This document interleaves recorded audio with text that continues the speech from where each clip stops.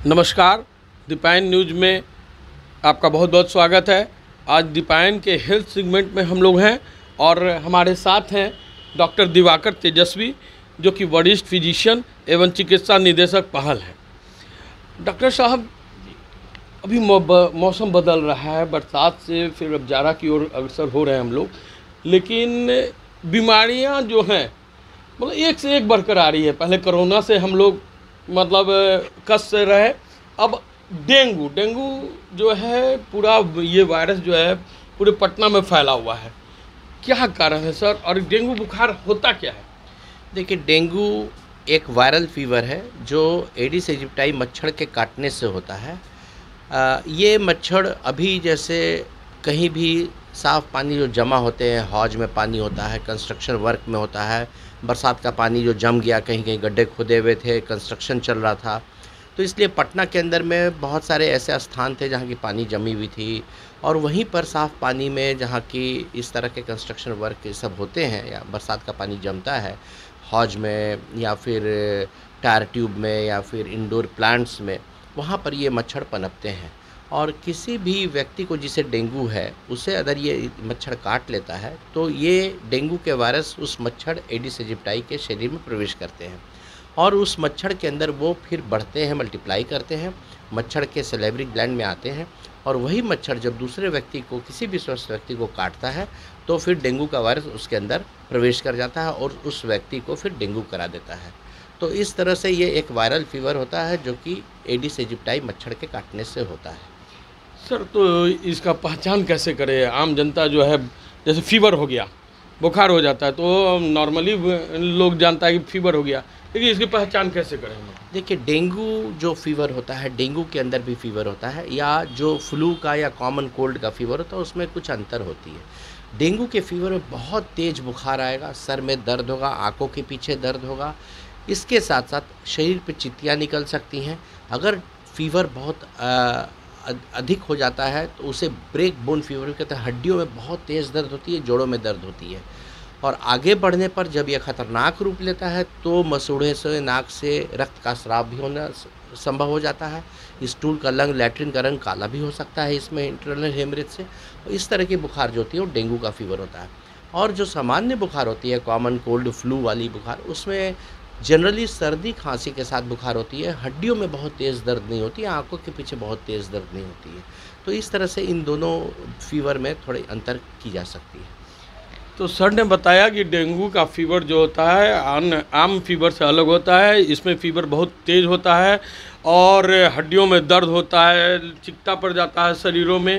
Sir, एक चीज़ और, ये डेंगू का अब लक्षण बदल रहा है, लोग कह रहे हैं, तो ये क्या कारण है कि कितने प्रकार के डेंगू होते हैं सर? देखिए, डेंगू के अभी जो वायरस जांच में आए हैं वो 5 प्रकार के डेंगू के वायरस मिले हैं। Dengue 1, dengue 2, dengue 3, dengue 4, dengue 5। सामान्यतः जब डेंगू की सीरोलॉजी होती है तो वायरल प्रोटीन के स्ट्रक्चर से उसे डिस्टिंग्विश किया जाता है कि किस प्रकार का डेंगू है। अभी जो पटना में जो सीरोलॉजी हुई, जबकि इतनी तेज़ी से डेंगू बढ़ी, तो उसके वायरल की स्ट्रक्चर की जब जांच की गई तो डेंगू 2 वायरस ज़्यादा मिला और वो ज़्यादा तीव्र सिम्टम्स भी देने को कोशिश किया।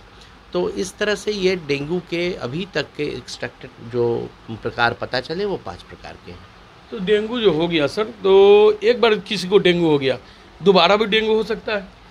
हाँ, ये अगर डेंगू किसी को डेंगू 1 सब टाइप से, सीरोटाइप से होता है, तो उसे फिर सेकंड या थर्ड सीरोटाइप से डेंगू होने की संभावनाएं होती हैं।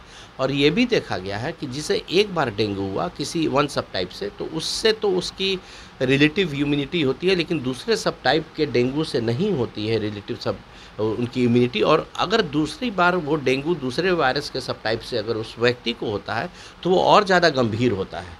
तो किसी को दोबारा अटैक करता है डेंगू, तो वो दूसरे अगर ग्रुप ऑफ डेंगू वायरस से करता है तो वो ज़्यादा खतरनाक होने की संभावना उसकी होती है। तो डेंगू के इलाज में अगर दूसरा बार डेंगू अगर किसी को होता है तो ज़्यादा खतरनाक होता है, फिर आपको प्रिकॉशन लेना पड़ेगा, डॉक्टर के पास जाना पड़ेगा। और सर, ये बताइए कि डेंगू जो है दूसरी बार हो गए तो एडमिट होने की ज़रूरत कब पड़ जाती है?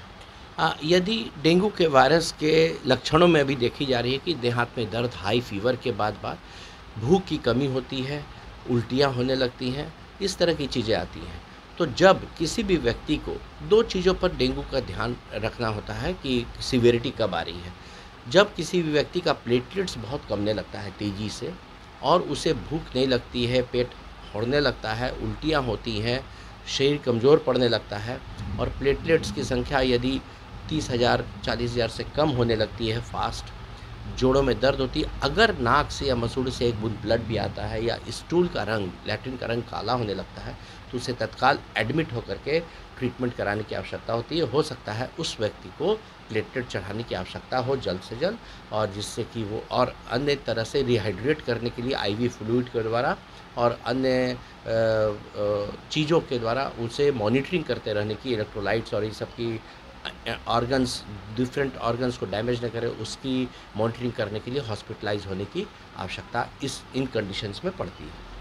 तो जाना आपने कि किन किन कंडीशनों पर हमें हॉस्पिटलाइजेशन होने की ज़रूरत पड़ती है।